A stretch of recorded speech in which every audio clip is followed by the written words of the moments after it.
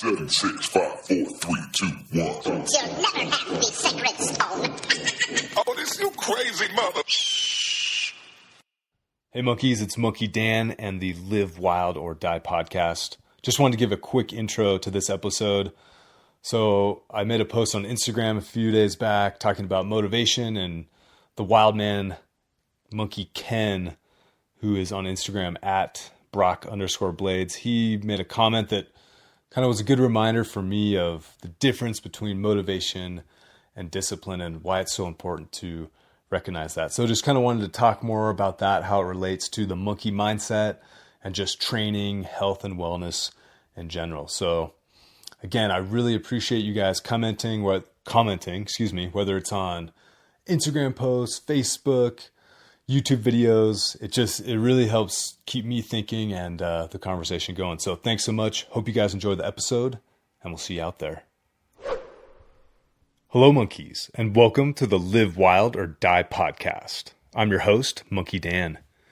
And on this episode, I wanted to talk about the difference between motivation and discipline. And this was all inspired by my man, Ken Brock. His Instagram handle is at Brock_Blades. He makes these awesome, beautiful, badass handmade knives. He sent me one, very kind of him. And it's an awesome piece. It's super high quality, highly recommended. So check him out.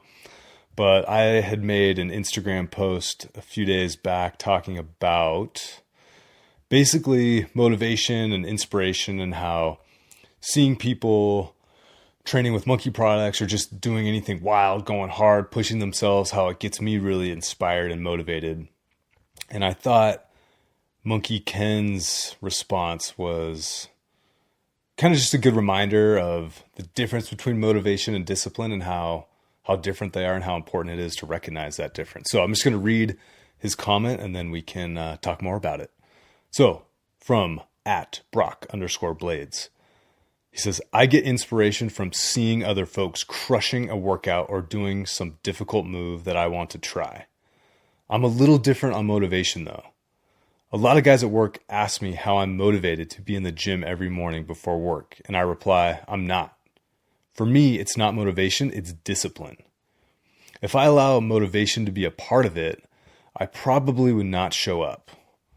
And a little bit more after that, but this was a really good reminder for me about how important it is not only to be excited about doing, but actually doing. So I know I'm super guilty of this myself, but I'll spend hours online reading blogs, watching YouTube videos, getting super psyched up for whether it's a big bike ride, a big climb, some sort of long trail hike or a multi-sport link up, anything like that, or even just a workout.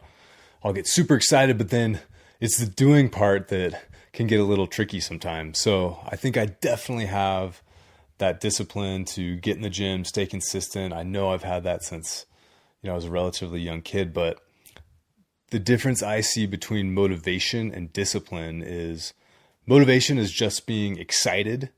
There's no actual action, whereas discipline is pure action. So you can be super motivated about something and never act or do.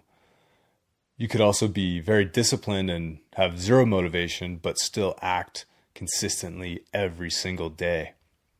And I think for fitness, health, general wellness, and I'm not really into using the word happiness anymore, but I think finding purpose and finding peace in your life, I think that's all going to be the result more of discipline than motivation. And again, discipline for me and what Monkey Ken's talking about is it's that ability to shut off the negative thoughts or the desire to relax or watch TV or eat ice cream or not do something hard and do basically the opposite of what you want to do in the moment. So if in the moment I want to relax and not go run 10 miles, I need to be disciplined to actually get out the door and go do that. And I think it's little things as well. He actually, Ken here, he even makes a comment. So he's talking about his friend that just got Pocket Monkii, which is awesome. He says, I told him not to rely on motivation, but instead make the workout a part of his day, just like brushing his teeth, getting dressed, etc. So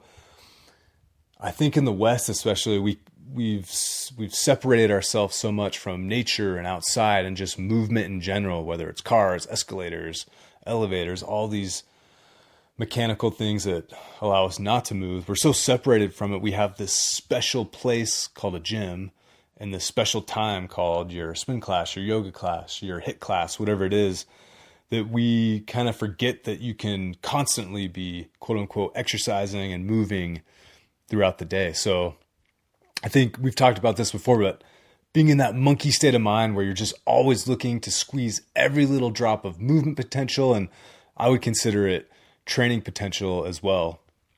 And I kind of put this into practice basically over the last 10, 11 months. My wife had a baby in September. She's almost 1. It's crazy. My wife had a baby September 2018.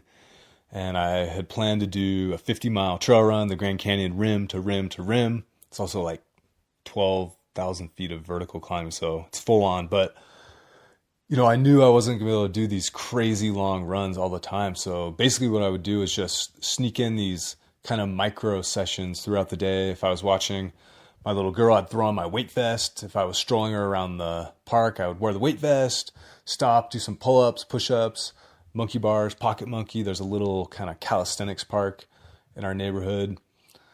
If she was napping, I would run sprints out on the lawn. There's kind of a courtyard with maybe a 40-yard lawn. So I'd run back and forth on that with the baby monitor.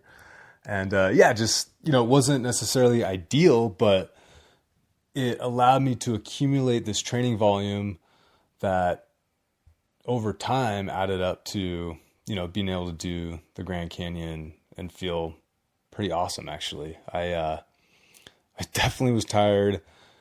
I was impressed that my joints didn't hurt. I wasn't super sore, to be honest. The sorest part of me actually was my triceps from I used hiking poles, and as the climb out of the canyon, I was kind of extending my arm and using my triceps a lot. So body felt great, recovery, felt like I bounced back pretty well, no foot issues, nothing. And I think it was just from this high volume of relatively low intensity movement, exercise, training that I just was constantly doing throughout my day. So have the discipline and have the monkey mindset to stay consistent and to also shift your mindset to just taking every opportunity to move, to train, and be more wild.